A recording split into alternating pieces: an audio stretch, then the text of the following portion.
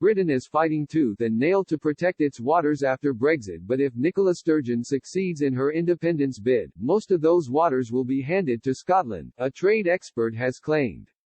Prime Minister Boris Johnson is expected to fly to Brussels later for Brexit trade talks with European Commission President Ursula von der Leyen.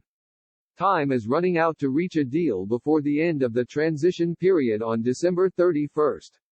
The pair will hold talks over dinner, after negotiations between officials ended once again in a deadlock. Major disagreements remain on the so-called level playing field, governance of the deal and fishing rights.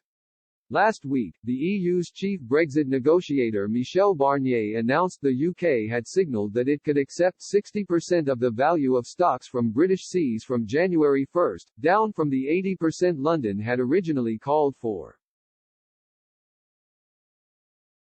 Despite the major concession, French President Emmanuel Macron insists the UK red line of annual fishing negotiations is completely unacceptable. As the clock ticks down, in an exclusive interview with Express.co.uk, Alan Winters, director of the Trade Policy Observatory at the University of Sussex, claimed that despite Britain fighting tooth and tail to protect its waters, it could all soon go down the drain if Scotland becomes independent.